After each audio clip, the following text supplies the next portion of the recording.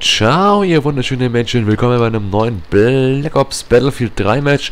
Und heute geht's, wie es oben im Titel steht, ja, es steht oben, um, ja, Sonys neues oder verbessertes Firmenprinzip sozusagen der PS4. Es geht darum, über die Download-Inhalte der Spiele, also, dass man Spiele eigentlich, ja, immer downloaden kann im PSN Store und dass ja fast alle Spiele wirklich im PSN Store auch verfügbar sein werden. Ist eine schöne Sache, gibt Vor- und Nachteile, ne? Gibt wie überall, servus Kollege, Pros und Kontras, ja? Das musste ich gerade Englisch betonen, sonst hätte man das nicht verstanden. Ja, lasst uns schütteln die Hände. Und es ist schon, ja, gut, finde ich, dass man das auch anbietet als Download-Version einfach. Und dass man einfach den Kunden die Möglichkeit gibt, dass sie die Spiele auch, jetzt müssen sie nicht extra von ihrem Sessel aufstehen. Nein, man kann jetzt auch praktisch und bequem einfach die ganze Zeit im Sessel oder im Stuhl oder auf der Couch bleiben und braucht nicht aufstehen. Ist cool, finde ich. Wenn man ja ein Spiel schnell haben will zum Beispiel und man will nicht jetzt ewig warten, ich will aber nicht warten und dann muss ich da reinfahren und das ist kacke und das will ich auch nicht und ja, es hat auf jeden Fall Vorteile, das darf man nicht vergessen. Es hat aber auch Nachteile. Ja, erstmal noch ein weiterer Vorteil, es ist schon echt saubequem, habe ich gemerkt neulich. Wenn du ein Spiel willst und du lädst es einfach runter, du bezahlst es mit PayPal und dann zum Beispiel und dann lädst es runter. Wobei ich auch noch kurz was hinzufügen muss zu PSN Store, wenn der nicht bald PayPal unterstützt, also das ist schon kacke. Man muss sich sozusagen über PayPal eine PSN-Karte kaufen und dann über die PSN-Karte das Spiel. Das finde ich halt saudumm, warum kann ich nicht gleich einfach im PSN Store mit PayPal zahlen, es wäre super einfacher, ja, das hat Xbox auch und alles andere, also das stört mich ein bisschen, aber egal, ne, lasst uns wieder vergessen, lasst uns wieder zurückkommen auf die auf die Spiele kaufen im PSN Store, ist eine schöne Sache wirklich, man hat die Spiele dann meistens nach, ja, kommt auf die Verbindung an, meistens so, ja, ich würde mal sagen, ein großes Spiel, ja, was haben wir da? Ich weiß wirklich nicht. 4 Stunden, 5 Stunden für ein echt großes Spiel werden wahrscheinlich drin sein bei meiner Leitung. Bei einer schlechten Leitung wahrscheinlich 10 Stunden oder so. Ja, mit 60.000 lädt sich's schlecht einfach. Und es ist ja nicht verkehrt, ne? Dass sie das machen, finde ich. Es ist echt gut. Ich wollte neulich God of War 3 wieder mal zocken. Hatte mein Kumpel ausgeliehen oder keine Ahnung, oder ich habe es gar nicht gekauft, ich weiß es nicht, besitzt er das und ich wollte es haben, konnte es aber nicht haben, weil das halt bei ihm war. Ich wollte nicht zu ihm fahren, da war ich zu faul. Geh mir aus dem Weg, du Wichser! Und dann sehe ich auch nicht ein, warum ich da jetzt ewig dahin fahren muss. Dachte ich mir, kauf ich es mir halt schnell im PSN Store. Ich will es ja eh haben, ja. Und ich habe geschaut, es gab zwar den Eintrag, aber es gab es nicht zum Downloaden. Das gab es halt bloß digital.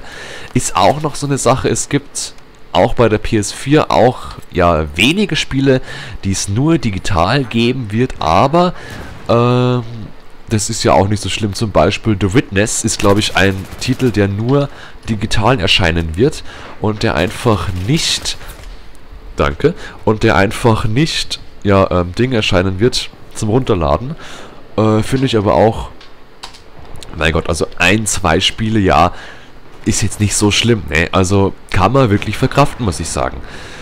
Haben wir noch Vorteile? Wenn ihr noch Vorteile wisst von dem Runterladen, dann könnt ihr das gerne in die Comments schreiben und euren Senf dazugeben, ja, wäre schön, wenn ihr mir da ein bisschen helfen würdet, weil es interessiert mich auch, was andere da für Vorteile drin sehen.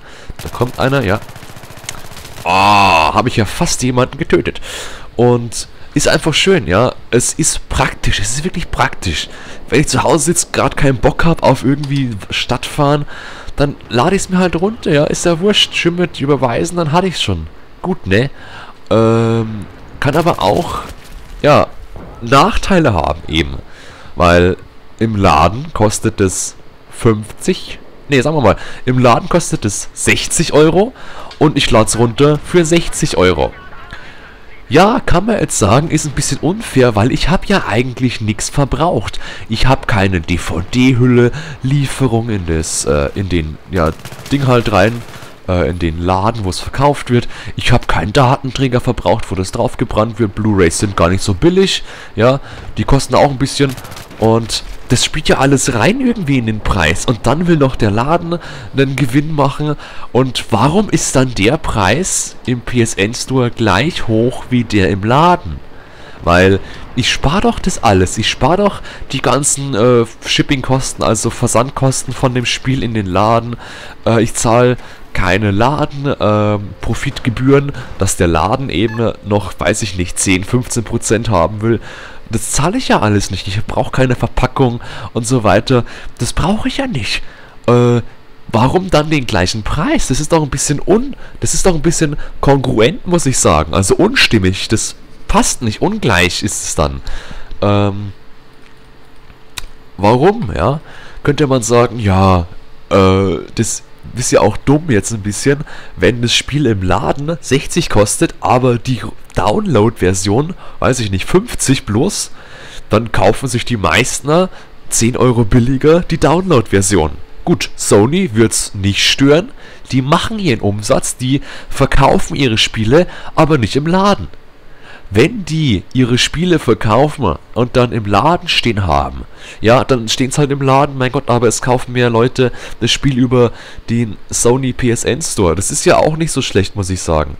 Und ja gut, sie verkaufen ja das an den Händler, an den Zwischenhändler und der verkauft es weiter. Und das ist doch Sony egal, ob der jetzt Gewinn oder Verlust macht. Ja, ich würde sagen, das ist jetzt voll wurscht. Ob jetzt der Händler Gewinn macht oder Verlust macht, ist doch kackegal. Wäre auch eine schöne Sache, muss ich sagen, wenn die Spiele für PS4 billiger werden. Aber auch, muss ich sagen, für Xbox 27. Für PS4 gibt es keine Gebrauchtspielsperre, das ist auch gut so, das finde ich gut. Ja, das ist okay, ja. Abwärtskompatibilität muss nicht haben, ich habe eine PS3, ist nicht so schlimm. Aber was ich jetzt noch kurz sagen will, die Xbox 27 wird ja anscheinend zu 90% eine Gebrauchtspielsperre haben. Und da würde ich mir echt wünschen, dass die Spiele einfach billiger werden. Wenn ich ein Spiel kaufe für 70 Euro und ich sehe, das macht mir überhaupt keinen Spaß, scheiße, dann sind 70 Euro weg. Scheiße, ja. Was mache ich damit? Einschweißen und verkaufen? Toll. Brauche ich nicht. Ich kann ja nichts mehr damit machen. Ich kann meine Haare schneiden damit. Das hilft mir auch nichts. Ja, was man machen kann, also was man als Camper, was man als Gamer gerne machen oder sehen würde, ist einfach, dass die Spiele billiger werden, sodass, wenn man wirklich mal einen Fehlkauf macht, das nicht ganz so schlimm ist und dass man das besser verkraften kann. Wenn ich mir ein Spiel kaufe für 70 Euro, dachte ich mir, scheiße, das ist kacke. Oder ich bin noch 3 Stunden durch, was soll die Scheiße? Ja, will ich nicht. Ja, kacke. Muss nicht sein. Wenn ein Spiel bloß noch 30 kostet. Ja, 40 ist auch, ja, 40, ich würde noch sagen, 40 ist schon hart an der Grenze, ist grenzwertig. Aber 30 würde ich sagen, ist ein Spiel auf jeden Fall.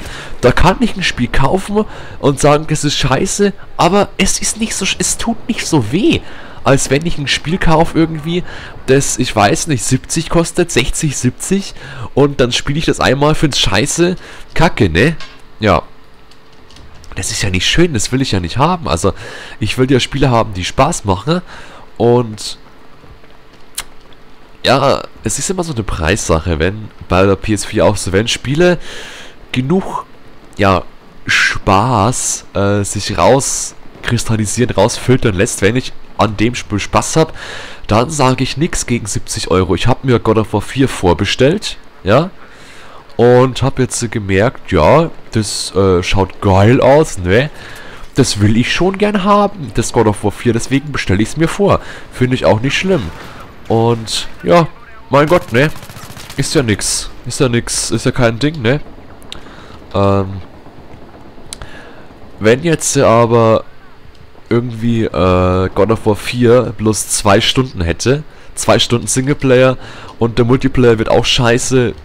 Ja, ist kacke, aber dann kann man immer noch nichts machen bei der PS4 kann man was machen, man kann es verkaufen, das ist gut. Bei der Xbox kann man nichts machen, das finde ich ein bisschen schade eigentlich. Also die Abwärtskompatibilität, das bräuchten sie gar nicht, finde ich. Mir wäre wichtiger, echt Gebrauchtwarenspiele. Was hat denn der für komische Waffen, hey? Wow. Ja, das finde ich wirklich wichtiger einfach. Wenn euch noch irgendwelche anderen Vor- und Nachteile einfallen, dass Sony nur noch, also auch alle Spiele zum Download anbieten will, finde ich das eigentlich, wäre es schön, wenn jemand das in die Kommentare schreibt, ja, wäre ich sehr verbunden demjenigen, oder auch den mehreren, weiß ich ja nicht. Und, ja, ne, danke. Also meine Vorteile waren nochmal, es ist schnell zu haben, das ist auf jeden Fall sehr, sehr gut. Das ist super gut, also es geht gar nicht besser eigentlich.